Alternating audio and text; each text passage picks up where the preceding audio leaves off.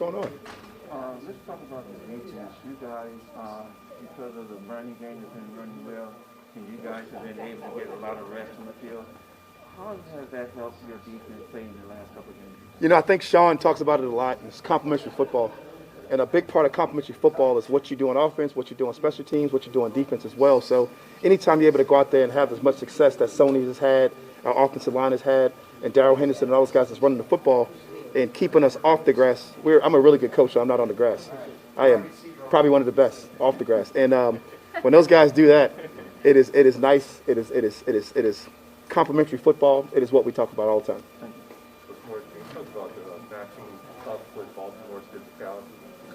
Baltimore's a really physical football team, and then so are we. We got challenged a couple weeks ago versus San Fran. The beauty of the schedule gods giving us the two-back looks versus San Fran, the hit you in the mouth, down the hill, smash mouth football, and then getting a chance to play Minnesota last week, and now moving on to the Baltimore. A lot of similar characteristics, a lot of similar things that they do, the quarterback. But, other than that, man, we're out here, and we're going to play a physical brand with these guys. These guys are a physical brand of football team. They're well coached. They do a great job at what they do, and we got to go out there and do a better job. Raheem, we hear Coach always talking about stacking blocks. Defensively, where you guys are as well as you played, how do you still stack blocks? What are those blocks specifically you want to see? What's the beauty of coaching just in general is watching people get better. And it's whether the message is delivered better, whether the players receive it better, whether you get it across better to your assistant coaches to get the downflow created. And just piggybacking off your question, it's just all those things have just been executed better. From me to the assistant coaches, to our players, from our players to each other, from the players back to the coaches. I think that type of communication is what you make better. And then when you stack in those blocks, that communication continues to grow. And then you get Defensive Player of the Month, and you get Ramsey, who's able to communicate how you're thinking and where he should play and how he can move and what he can do better. And just all the way across the board, I think that's been just getting better. Hey, Raheem, at the beginning of the season, I think preseason even, talked a little bit about learning a new system really for the first time. Sure. And then, but obviously elements of it you already had, but learning that for the first time, teaching it, and then implementing it in live action. No doubt. And the complicated nature of that. But now, through the end of the year, I'm wondering, is there anything you've learned about yourself or any way you feel you are different? Jordan, if you don't get better every day, you're doing yourself a disservice. And I think the coaches that I'm around, the Eric Hendersons of the world, the Sean McVays of the world, the Ejiro Everose of the world, the Jonathan Cooley's, the Chris Shulas, the Thaddeus Bulgaris, all the guys on our staff, Lance Schulters, you got to learn from everybody around you, including the players.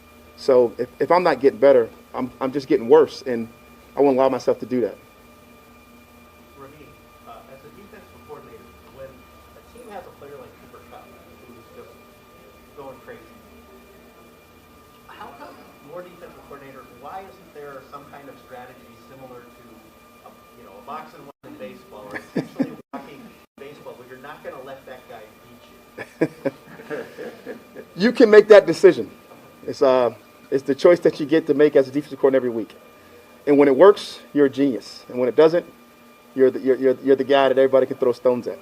But you got to go out there, you got to go with your game plan, and you got to go into it, and you got to figure out what you want to do versus a guy like Cooper Kupp.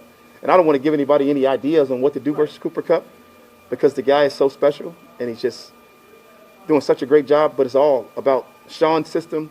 It's Cooper Kupp's ability. It's the guys around him, the Odell Beckhams, the Van Jeffersons, our quarterback Matt Stafford, our running backs, our offensive line. All those guys working together makes it so Cooper Kupp can have the success that Cooper Kupp's having. Not to take anything away from Cooper Kupp, because he's a phenomenal player, as we've seen. But it makes it tough. You got to make those decisions. And when you make those decisions, sometimes you're going to be wrong. And is there ever that thought that we're not going to let this guy beat us, we're going to force them to beat us with other people? Yeah, sure. I'll give you my old inner Belichick, and we're going to take that guy away and make somebody else beat us and make you beat us with somebody else. And people have used that strategy before, I'm sure. We've seen Robert Woods have a big game earlier this season. We've seen our running backs come out and get some really productive rushing yards the last couple of weeks. And all of those things are reasons for it. And it's just how committed you want to be to it. Raheem, with Ernest Jones going on IR, presumably that means you're going to be asking more of Traven Howard since he replaced him in the game. What Sure. does he give you at linebacker if you're asking him to step up? Traven showed us a lot last week. If you guys remember, rewind a couple weeks ago, we had a really big league up in New York. got a chance to put some other people in, and Traven played terrible. Let's just be honest. When he went out there, he wasn't ready for the situation. It was all kinds of things going in his head. The calls were not making sense to him. He just wasn't in that mindset. And to give the kid credit, every day from that point, he got hurt, and he prepared. Came back, played some special teams, got used to it, came back, was ready to go. Number got called last week, and he was ready. And those are the things as a coach that you're really proud of, and your assistant coaches, and the Schulas, again, the Chris Schulas and all those people. Just everybody needs that kind of credit because you got to put that effort in to get that stuff, including the player. With you guys, with having Vaughn kind of get his feet under him, and then rushing forward more consistently, more frequently, I think. And then, Good job, Jordan. And then Greg Gaines' emergence and Sure. what he acquires. How has that freed up your rotation ability in the back end? And just asking because I noticed, Taylor Rapp moving around a lot more. And Jordan, Jalen, you do an excellent job of watching tape, and it just so happens that the last couple of weeks, or last week in particular, dictated the terms that we could rush for. Dictated the terms that we should play more coverage, to do some of those different things, and that's just how it played out. Not guaranteeing it's going to play out this week that way, because the plan has to change, but you're exactly right.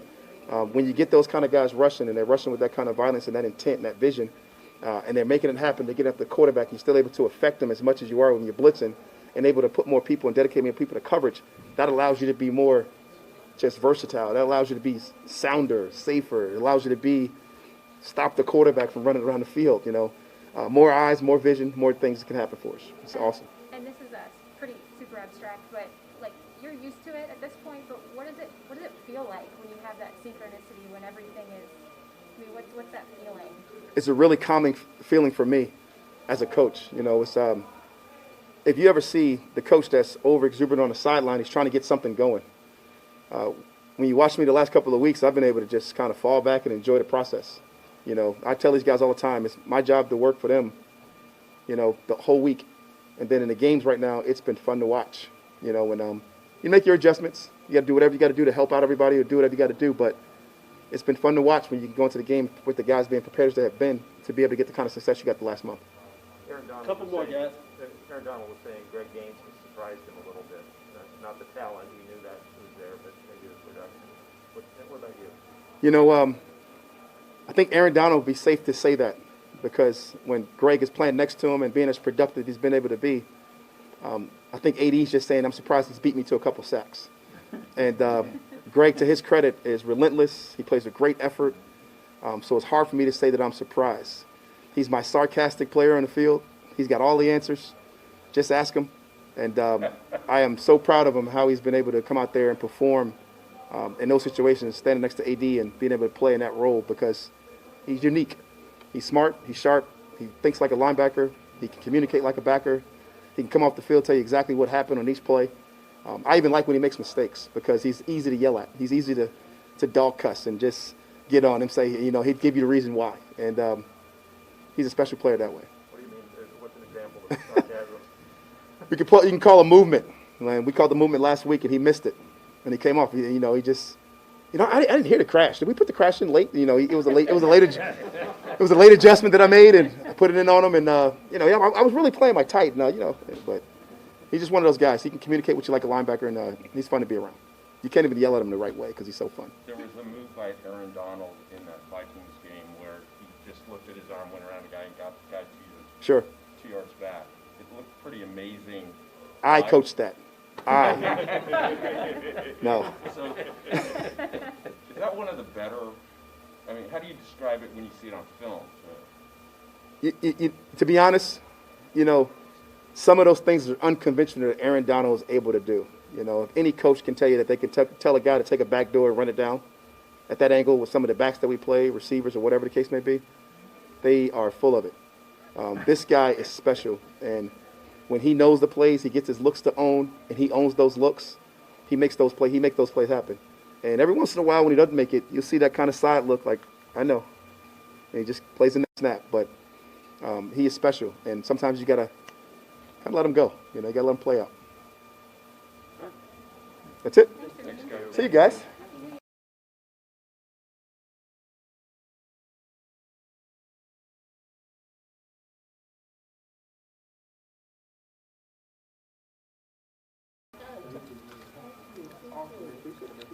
Any slight sense of normalcy returning this week, full week practice, even though you guys are here? Yeah, I think, just from a standpoint of getting a little bit more comfortable with, using all the resources we have for meetings, whether it be Zoom or in the tent or however we're formatting things for the day. Obviously, the weather's not extremely cooperative, but we've been able to get some good workout in on the field at our facility, and today was some really good work here. So having this, wonderful place to come and practice at, I think everybody gets a little bounce in their step anytime we come here. So it was a good day, and just keep on working through our preparation. Kevin, the Baltimore reputation has been built on their defense. What are you expecting of them? Yeah, I got so much respect for a lot of those defensive coaches over there that have been doing it at a really high level for a long time. They've been able to really capitalize on having a big-time environment there. When they play at home, they get it rolling pretty good, and that goes back years and years of a philosophy of how they want to play defense. And you can throw out numbers and stats and all that stuff. When you go play those guys there, they're going to be a really tough opponent. They're starting to get some of their players back, either from illness or obviously some injuries here and there. So when they've got their guys and they get it rolling, we got to play really well to have a chance to move the ball and score points. And that's what we're trying to do. We're putting together a good plan. We feel good about it, but as the preparation continues throughout the week, we'll keep tightening up the plan and make sure we're ready to go. Kevin, nobody seems to be surprised that Cam Akers is back out there practicing. Yeah. I mean, what's your reaction to that, and what's it been like having him back? It's been awesome having him back. You see him, and I think it's provided some excitement for the guys on our team. Just knowing, it's one thing to say, hey, he's back, and that's remarkable, but guys know, and the guys on the team have seen him over the course of, since the injury happened. There's a lot of lonely hours put in with our training staff, our strength staff, and for a young player to commit himself like that, like he has, I think he's earned a lot of respect from his teammates, coming back from an injury like that in the timeline he has, and everybody's just excited to have him back, and we're taking it a day at a time, and excited every time I see him come out on the grass. It's exciting about, what may be ahead for him. If you make that plan this week and you're playing a team that is so good at stopping the run, Yep. Can you describe how that presents a challenge? Because you want to run, but is it more as challenging as I would think to balance the run and the pass this week? Yeah, anytime. I mean, we're now, it will be January football when we kick off on Sunday. So you start to get into this mode where, we're always, our offensive philosophy is what it is, where we, the marriage of the run and the pass and having balance, and efficiency in what we do. Some defenses make it harder than others, and this is definitely one of them. They have proven to be tough to run the ball against. They're physical up front. They fly around at the linebacker spots, and every single one of their DBs is not afraid to come up and tackle. So it's truly going to take all 11. That's one of the things we really talk about a lot around here in the run game. Receivers, tight ends, the line, obviously the back's doing a great job, and then Matthew making sure that we're running into the premier looks that we want, and then making it right when we've got an audible or check or whatever it may be. And that's always a challenge on the road in an environment like this. I've been there before. They can crank up the noise pretty good. So our communication's going to get tested both up front and then obviously all the way out to making sure we're in the best possible look. But it's a challenge. There's no doubt, and there's enough of an inventory of a season now that they're one of the best defenses in the league against the run. There's no question in that. Kevin, when you see Patrick Queen, what do you think? What's your thoughts about him? Yeah, he's explosive. He's, we've played some really good linebackers this year. Throughout the year, guys, we obviously have a lot of respect for people in our division, whether it's Warner or Wagner. I think Jordan Hicks has had a great year in Arizona, but I think he's in that mold, with those Tampa linebackers, that they can run. They're instinctual. They can make plays in the run and the pass. You got to make sure you account for them. You got to make sure you account for them when they're pressuring as well. Like, these guys aren't easy just to, draw up on a chalkboard that you've got a hat for a hat. Our running backs have done a great job all year long picking up linebackers when they pressure, but he's really, really good as a pressure guy. And then, like I said, it's just he's got traits to fly sideline to sideline, and they let him do that in that defense. So definitely have to know where he is and account for him. Kevin, random question, but do any of your friends play fantasy football at all? They do. Do you hear from them after specific games about Cooper ever? I definitely do, and they're getting spoiled now. It's now like we were joking the other day. You just you look up and it was a real quiet 10 for whatever it was, 109, whatever he went for. But I think they're getting to the point now where they expect 20, 30. I don't know how the scoring works and all that, but 20, 30 points a week out of Cooper Kupp, and there must be something wrong when he doesn't get that. But you definitely hear from my son. I made a rule, no, he's not allowed to have any Rams on his team because I don't want him biased, I'd love for him to never have anybody we play against either, but that can't always be the case. But there's no question what he's done this year. You don't have to be a fantasy football expert to know it's been a really special year for him. And you obviously have a network of former players and things like that. Do you hear from those guys as well? Is there anything specific you remember after a phone call like what the? Yeah, it's really just, quarterbacks that watch him play the game and just think, how special he is. Just seeing some of the nuances to what he does, because guys that watch the games from that lens can sometimes see some of those things real time, what he does. And there's not ever a time where, it's still some of the things he does week in and week out, even on the practice field, I still take note of every single day. He's really special. Is there like FOMO happening from those guys? Oh, yeah. No, there's definitely that. There's a lot of, hey, why didn't you tell me type of thing. And but tell them you didn't ask, Do you remember when you first became aware of him in years past? Of Cooper? Yeah. Oh gosh, yeah. I loved him coming out. You didn't really know how he'd kind of fit in at first, but then when I saw him, having some of the relationships with the coaches here that I had, even when I was coaching, when I first got to Washington, and obviously Sean and Shane and some of those guys had been there. I just remember thinking about the system, how he'd fit, and being able to do a lot of different things on all three downs, knowing how special of a coach and a play caller Sean was. How I expected it to be a pretty unique, relationship where there would be a lot of success. I think his growth is what people don't talk about enough. He came into the league a really, really good player, but whether it's getting stronger or continuing to use every rep to take that mental game to the next level. Every single day after practice, I still throw him 15 balls just as part of his routine. He's locked in on getting better every single moment of every single day, and Sundays are easy for him because his preparation is what it is. He kind of played it down a couple of months ago when I asked him about it. But did he actually get bigger this offseason? I think so. I'm sure that sounds about right that he would play it down, but I think he did. I just see his impact in the run game, the way we're able to use him in a lot of different ways. He's probably, if not the best, one of the best yards after catch receivers, making people miss after contact. But it's not always making them miss. Sometimes it's just running through contact with the ball in his hand.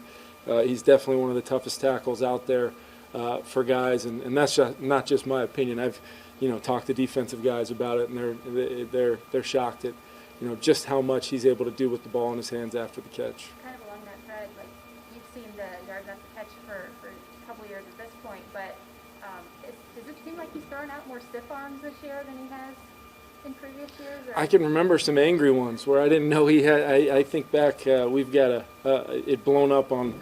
I think it's in Coach Yarber's office. We got a picture from Indianapolis when he caught a ball up the left sideline there, and there was some anger behind that stiff arm that we've got kind of freeze framed now. And it's even when he looks at it, he doesn't really know what guy he's looking at. But that's a lot of our guys. They're so competitive, and they step in between the lines, and you find out what they're all about. Thanks, guys.